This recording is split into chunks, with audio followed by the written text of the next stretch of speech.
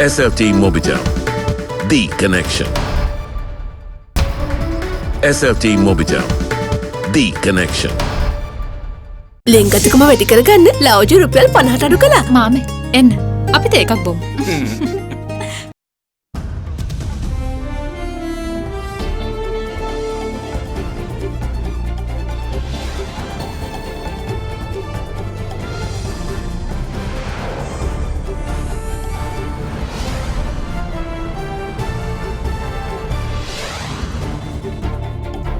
Tonight, 4 more days, the health minister becomes the latest to test positive as President Gotabaya announces vaccines arrival on the 27th. Community spread. The GMOA claims that the country has failed to control the spread of the COVID-19 virus from the western province to other areas. National assets. In discussion with Indivaria Muwatta on our current affairs program at Hyde Park, SJB MP Iran Vikramaratne accuses the government of false patriotism. False patriotism. These are strategic assets, we must hold on to them. But economic decisions they've taken were quite contrary, and they were the correct economic decisions for the country. More laurels. The Colombo Stock Exchange continues its bull run and overtakes Vietnam on the top performer list. All this and much more coming up on this Saturday, the 23rd of January 2021. Buy a 2-litre Coke and get a glass free. Alcohol අඩංගු hand sanitizer භාවිත කරන්න. ලෙඩ රෝග ඇති කරන විෂ බීජවලට එරෙහිව සටන් කරන්න. හඳුන්වා දීමේ මිල රුපියල් 350යි. From AdaDerana, this is AdaDerana First at 9. Live from Studio 24 in Colombo.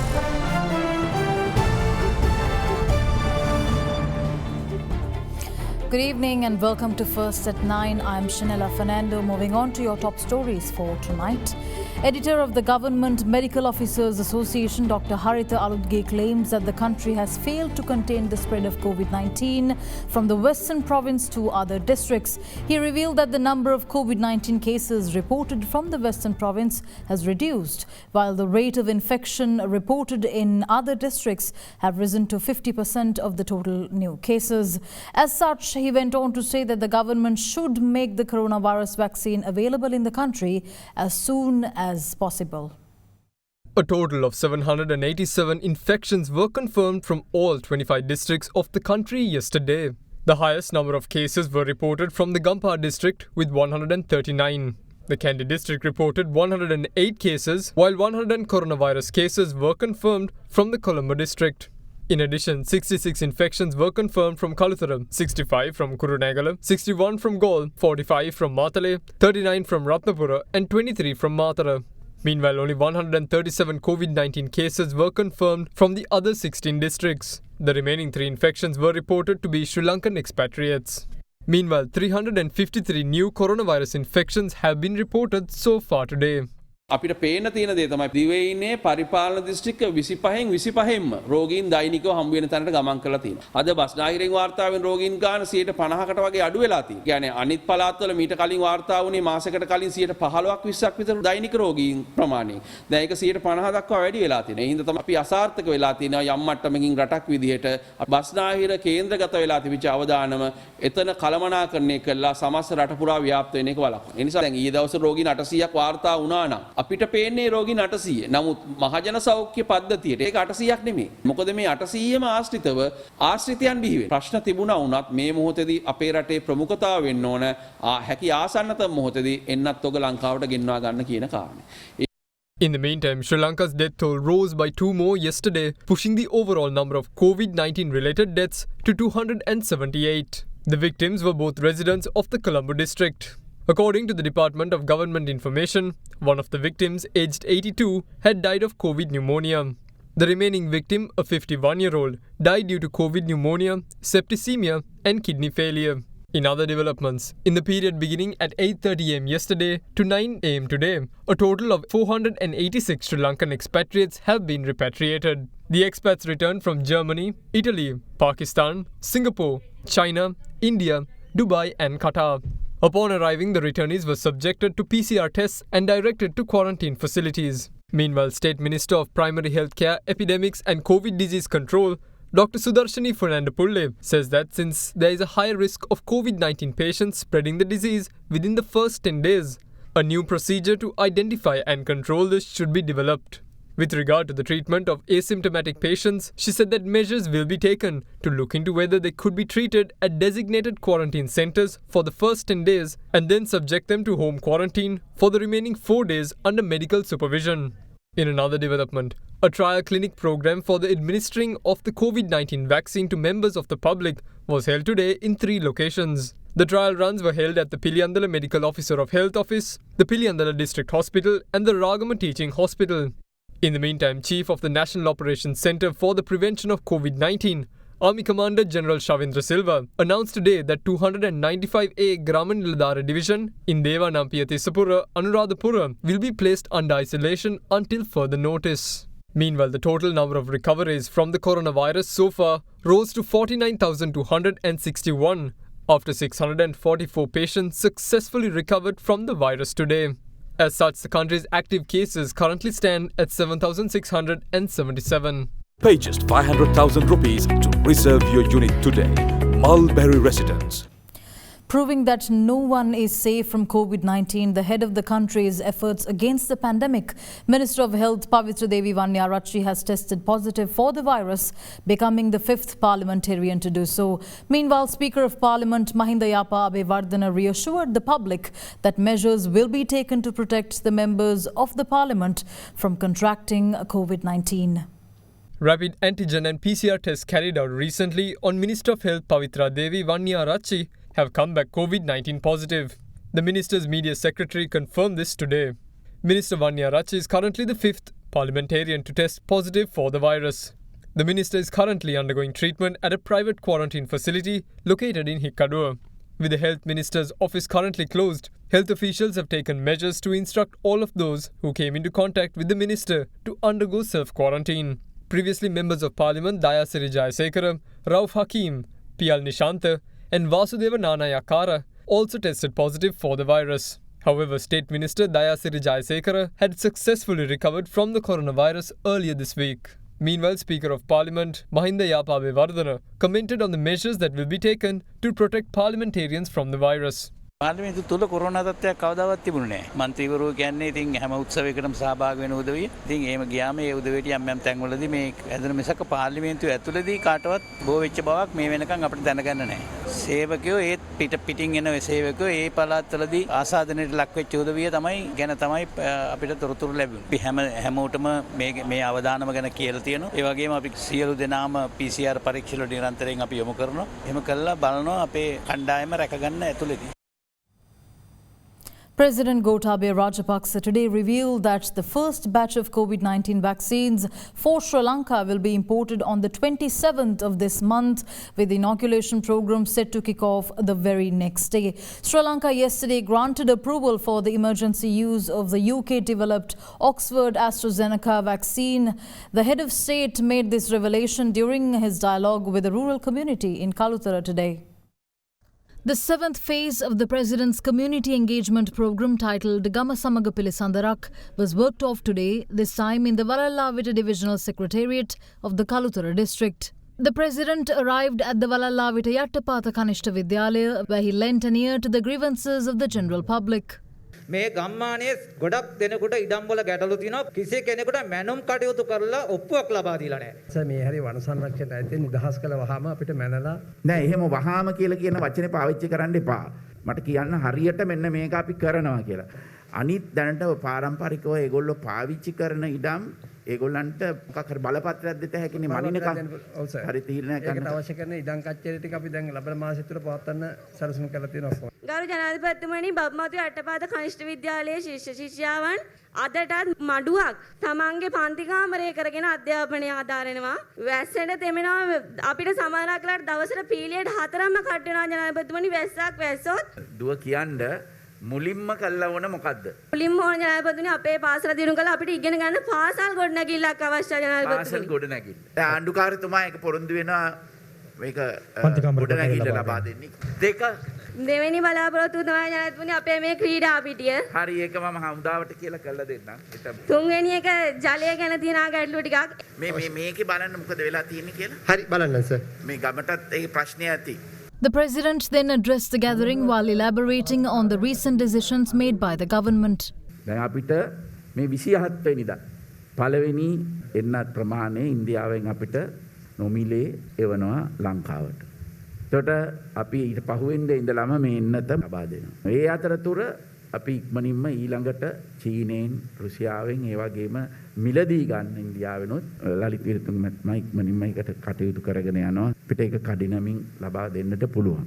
නැගෙනහිර පර්යන්තය ගිය රජයේ ජනාධිපතිතුමා ඉන්දියාවේ අගමැතිතුමා ඉදිරිපිටදී සාගල රත්නායක එමෙතුමා ඒ රටේ නියෝජිතින් සමග අත්සන් කරපු අවබෝධතා ගිවිසුමක් තියෙනවා. මම ඉන්දියාවට ජනාධිපතිවරයා වශයෙන් ගියාම ඉන්දියානු අගමැතිතුමා මේක ගැන කතා කරා. කතා කරලා කිව්වා අපිට මේක ගැන අපේ අවධානයක් තියෙනවා.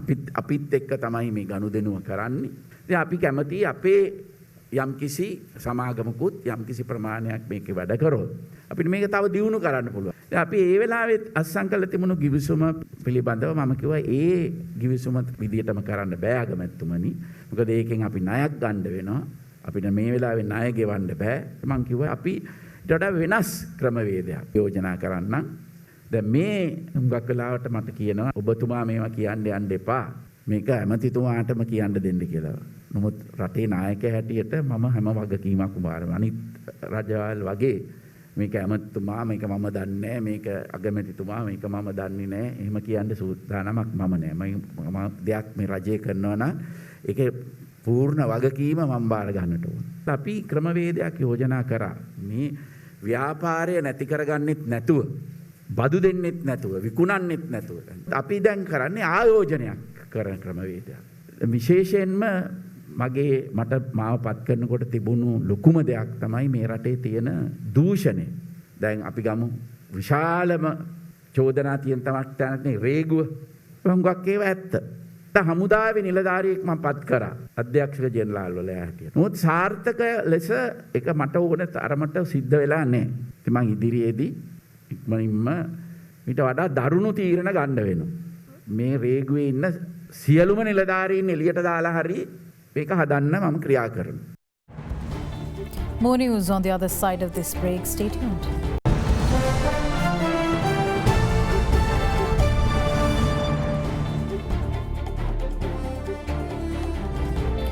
Welcome back. In more news, Samagi Janabalawege parliamentarian Iran Vikramaratne accused the government of engaging in false patriotism with regards to the country's national assets. Speaking on the Colombo Port's East Container Terminal, he stated that the government of President Mahinda Rajapaksa's decisions ran contrary to this and based on commercial viabilities, which later proved to be beneficial to the country. The parliamentarian observed that the focus of the country's political leadership should be to strengthen the rule of law and embrace foreign investment into the country's assets. The SJB parliamentarian made these comments in discussion with Indivari Amuwatta on our current affairs program at Hyde Park on AdaDerana 24. We talk about systems that need to change within the country. We talk about a new constitution. We talk about a consistent policy where Sri Lanka could follow this regardless of government change. You had a vision, you wanted to bring about change. If we leave aside your political affiliations, what path do you want Sri Lanka to take in order to reach out to these aspirations that we all have? We need to address the fundamental issues, and they have to do with values. One of the fundamental issues is that every person born in this country is equal. I think to take the country forward, we need political leadership that recognizes that value and that principle. Everybody is equal before the law. We say one country, one law. That's not true. If you are in the privileged class, if you are a politician, clearly the law doesn't work equally for you. When you come into economic policy, I think we have to get off this idea that there is only one answer in economic policy. There is now a big debate going on the East Container Terminal. What are the fundamentals? Sri Lanka's one big advantage is its locational positioning. We need to maximize it as a transshipment point, as a logistics hub. So to do that, we have to think big. We had had one terminal, the Jaya terminal, owned by the government. Then Chandrika Kumaratunga's government had a privatized terminal. What did the UNP do? We didn't oppose it.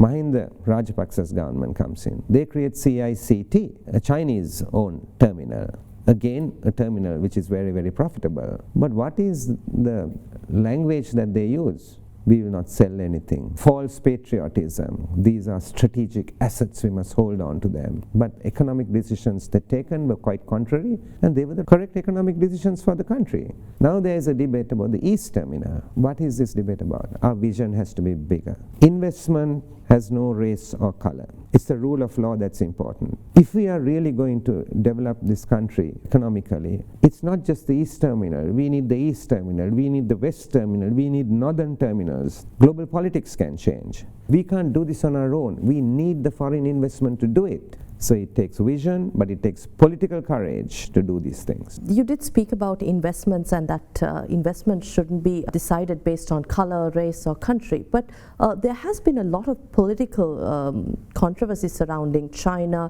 India, the United States. In order to decide investments going forward and balancing these superpowers, what policies do you suggest we take into account? Sri Lanka's foreign policy, we must be fiercely independent, because we have come out of 500 years of colonial rule. It doesn't matter which government is in power. Our independence is not going to depend via external forces by the use of armaments. We're a small country. We need to know our place in the world. Our best security is our foreign policy, and Sri Lanka's foreign policy must always be non-aligned. We are not going to be a vassal state of China or of India or any other emerging power like we were of European powers. Then it comes to investments, right? So we have a Chinese investment, we have a European shipping investments, now Indian and Japanese. I think looking at the geopolitics, governments should look at it in an open mind in balancing it. Then people come up with this thing that these guys will use this for war, they may bring their aircrafts or they may bring their ship. That's up to us. We will not permit those things in the agreements. There's no way we should be permitting those. These are commercial decisions and only should be allowed commercially.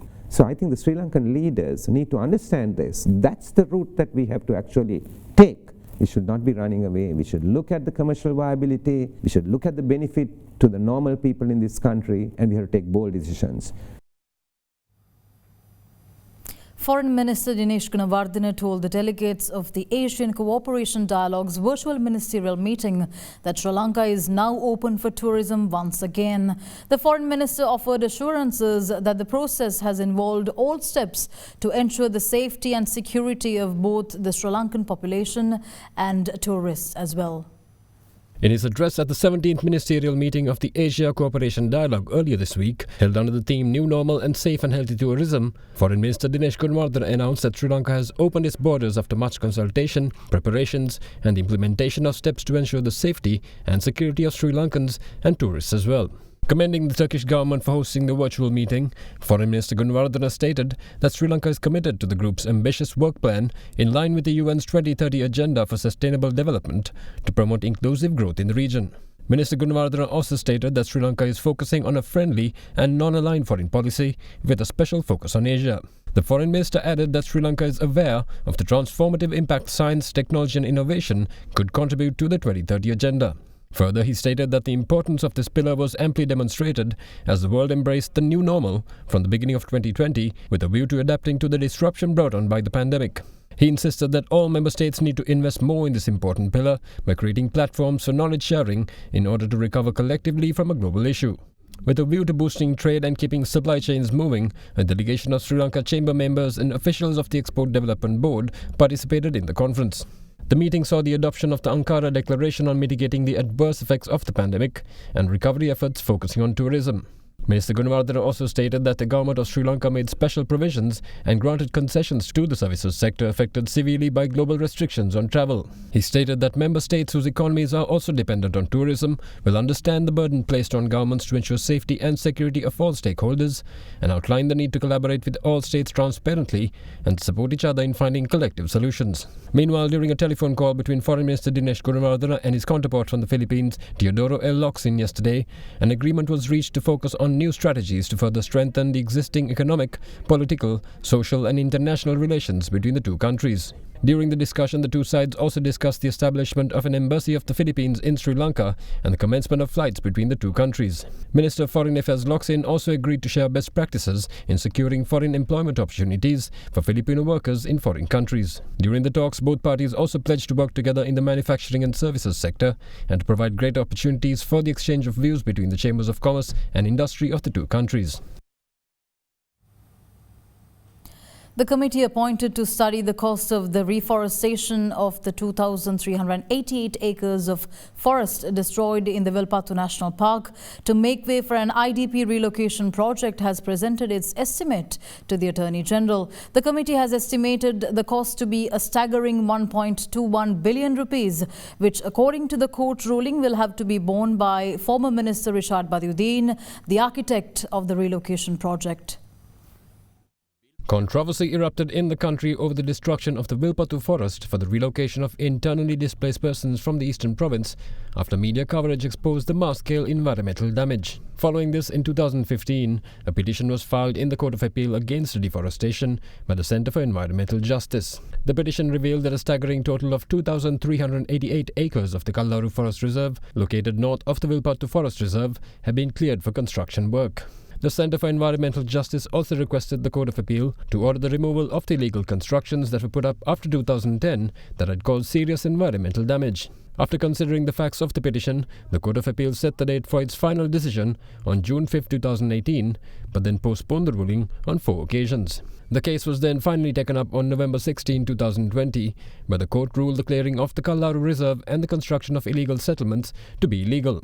The court also ordered former Minister Rishad Badiuddin, who was the key figure behind the relocation project, to carry out the complete reforestation of the cleared land at his own expense. The court also ordered the Director General of the Forest Conservation Department to inform the court of the total cost to be borne by the former minister within 2 months of the ruling. Further, Badiuddin was ordered to pay the full amount estimated by the Forest Department within 1 month of the court being notified. Accordingly, a 3-member committee was appointed by the Ministry of Wildlife and Forest Conservation to study the damage caused by the deforestation, and its recommendations have been referred to the Attorney General and to MP Rishad Badiuddin.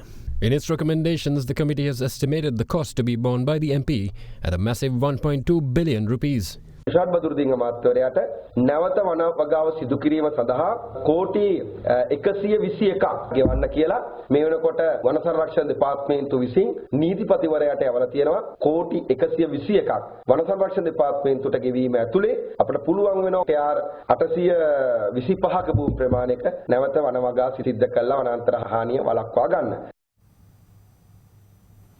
The MV Eurosun, a bulk carrier sailing under the Liberian flag, has reportedly run aground off the coast of Sri Lanka. Navy spokesman Captain Indika De Silva revealed that the vessel had issued a distress call when located near the Little Bases Reef on the southeastern coast of the Yala National Park. Captain De Silva revealed that the Sri Lanka Navy has dispatched a ship and a DVORA fast attack raft along with a diving team to assist the damage and provide assistance. He added that the Navy is concerned about the possibility of an oil leak from the vessel.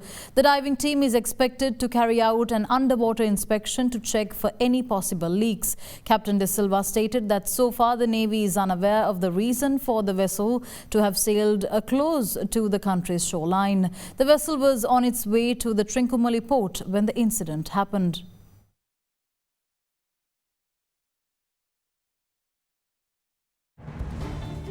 We'll return after this short commercial break. Stay tuned.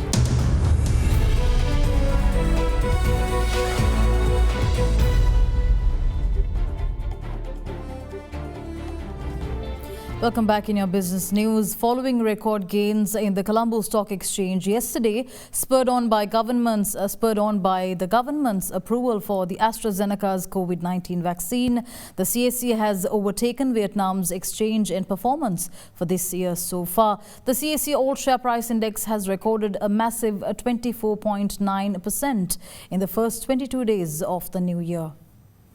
Sri Lankan shares closed at a record high yesterday, helped by gains in financial and consumer staple stocks, as investors cheered the country's drug regulator, giving emergency use approval to AstraZeneca's COVID-19 vaccine. Sri Lanka's National Medicines Regulatory Authority gave regulatory clearance for emergency use of the AstraZeneca vaccine, State Minister Channa Jayasumana told reporters in Colombo. The island nation will receive shipments of the vaccine from India, with the first batch expected on January 27th. With that, the CSE's all-share price index has now overtaken Vietnam's Hanoi Stock Exchange, according to Bloomberg. The CSE's ASPI now remains only behind Venezuela for the 2021 period, with its 24.9% gain so far after just 22 days. Venezuela's stock exchange is currently up 44.6%.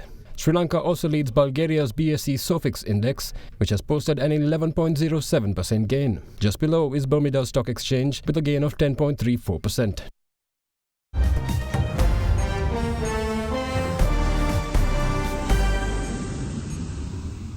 WHO Director General Dr. Tedros Adhanom Ghebreyesus announced that deliveries of the COVAX facilities vaccines to poor and low-middle countries will commence in February this year after an agreement was signed for 40 million Pfizer-BioNTech vaccine doses.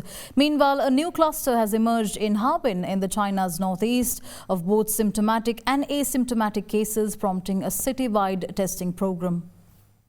A citywide nucleic acid testing for COVID-19 has been going on in Harbin, the capital city of northeast China's Heilongjiang province, since Thursday, following a cluster of coronavirus infections taking place in the province recently. Facing a tough anti-epidemic situation, the province reported 56 new confirmed COVID-19 cases and 37 asymptomatic infections on Friday, the Heilongjiang Provincial Health Commission said on Saturday. Of the new confirmed cases, 9 were reported in Harbin, and among the new asymptomatic infections, 5 were found in the city.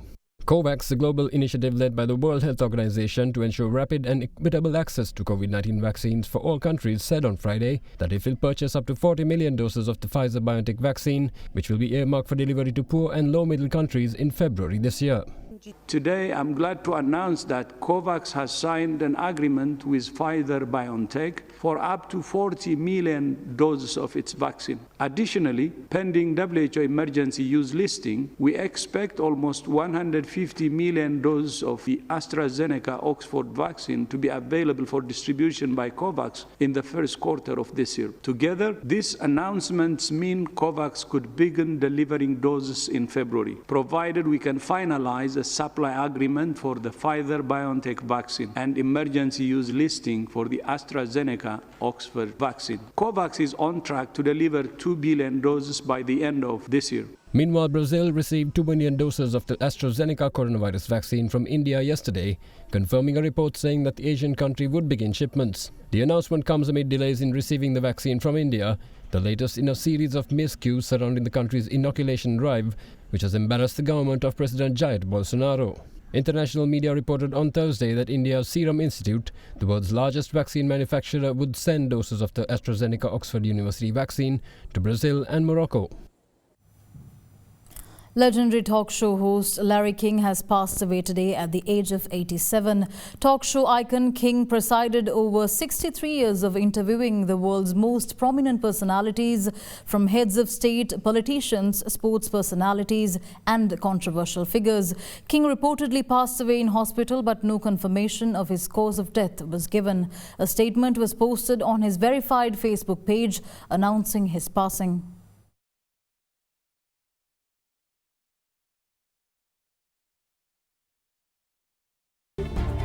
With that, we wrap up tonight's edition of First at 9. Thank you for joining. I'm Shanella Fernando. Have a good night.